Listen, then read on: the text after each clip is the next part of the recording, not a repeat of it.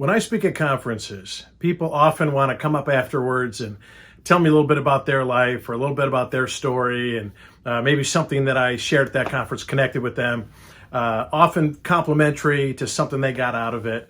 And it's always one of my favorite parts about what I do for a living. One of the strangest conversations I had after a seminar was in Tampa, Florida. I spoke to about 800 people doing a training session on how to deal with difficult people. It was called I Think I'm Allergic to Nuts, Learning How to Work Productively with the People Who Drive You Crazy. And people laughed, and they hopefully they learned something. Got all done, packed up my stuff, heading out, got to catch a flight back home, got to head to the airport, drop off my rental car, and fly out of town. So I head outside, and I'm in the parking lot, and there's a woman out there smoking a cigarette. And she stops me, and she's smoking. She goes, she looks at me, and she goes, "Hey, speaker man." And I thought, I can't imagine a good conversation starting out, "Hey, speaker man." And I said, yeah. She goes, "All right.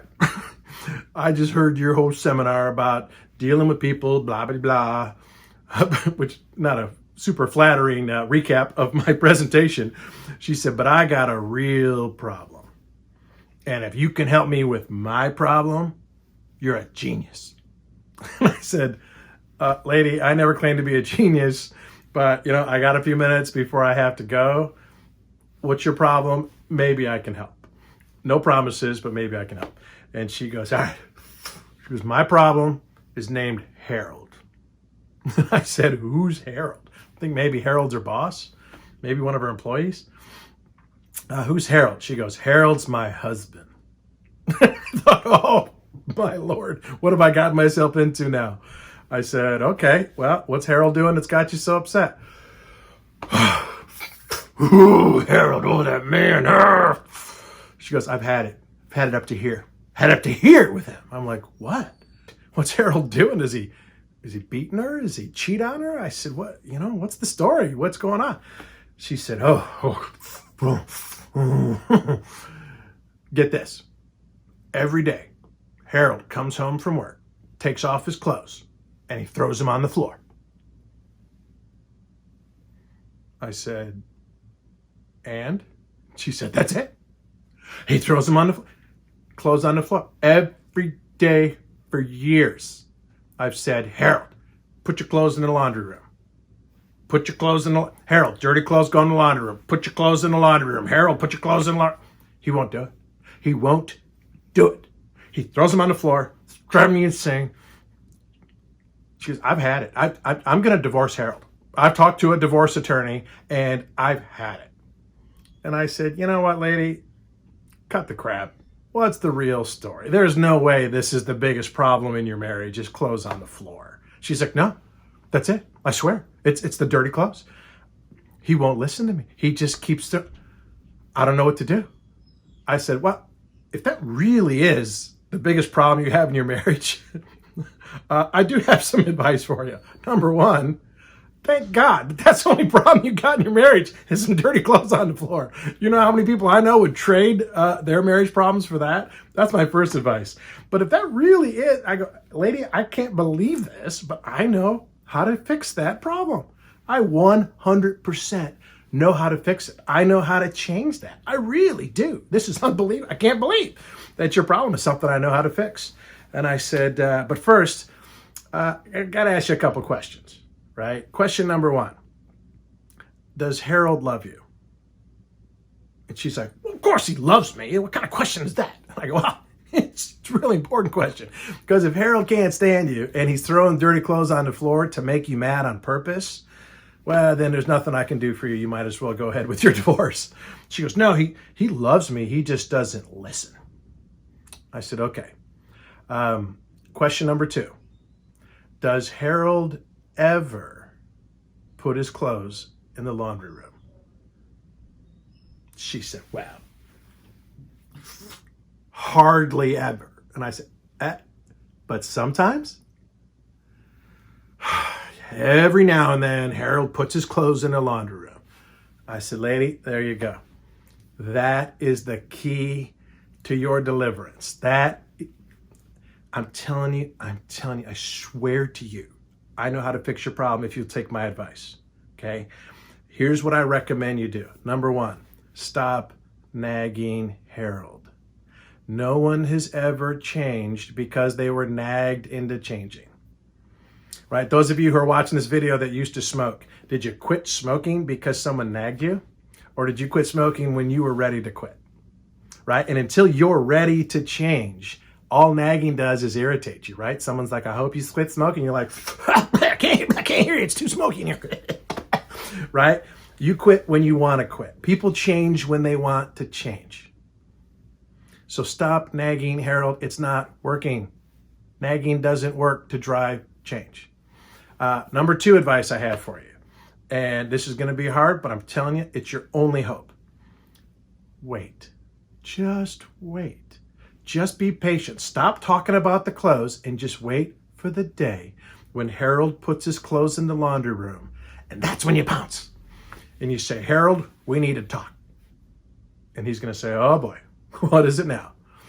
And you take Harold by the hands and you look him in the eye and you say, Harold, I saw that you put your clothes in the laundry room today. And that meant a lot to me. And I know this sounds silly, but I know that you know that that's important to me. And when you took an extra 10 seconds and put your clothes in the laundry room, that really made me feel loved. And you give him a kiss and you walk away. And she goes, oh, I don't know about all that. I go, I'm telling you, you're way more likely to drive real change by recognizing and rewarding him when he does something right than you would with criticizing him and punish him when he does something wrong, right? I didn't make that up, right? That's how they train monkeys at the circus. That's how they train dolphins at SeaWorld. You think they get dolphins to jump through a hoop by hitting them with a stick? Through the hoop, jump! No. You know how they do it? You may not know. They take the hoop and they put it underwater and they wait until the dolphin swims through it, and they give him a fish. And then the dolphin swims through again, and they give him a fish. By the end of the day, the dolphins woo, woo, woo, woo, through it, right? And then they lift it partway out of the water, and the dolphin goes, oh, and it jumps through, and here's a fish. By the end of the week, they can put it at 50 feet in the air, and right? It's positive reinforcement. That's just the way it works. I'm just telling you, not only is this going to work, but I'm going to predict what Harold is going to say if you do this. If you have the courage and the wisdom and the patience to try this strategy, here's what Harold's going to say. You're going to say, Harold, I appreciate it. I love you. Thank you. And his eyes are going to get big, and he's going to say, well, I didn't know it was that important to you. And she goes, oh, for God's sakes, how can you not know it's important? I've been telling him, tell him every day. How can he not? I go, lady, there's a big difference between you telling him and him hearing you. It's a big difference. I go, and trust me, he's going to want to make you happy. Guys are not that smart. We're not that complicated. Women are the smarter gender, okay? That's, I mean, for real. Guys think about three things: food, sports, and one other thing. And if we're getting a steady diet of those three things, we're pretty happy, right? We're not that complicated. And I go, lady, I'm telling you, it'll work. I dare you to try it. I dare you. It will work. It has to work. And it's, by the way, the only thing that would work. So I told her, hey, I got to go. But good luck with Harold. I say, hey, here's my card. Keep me posted. I'd love to hear how this turns out.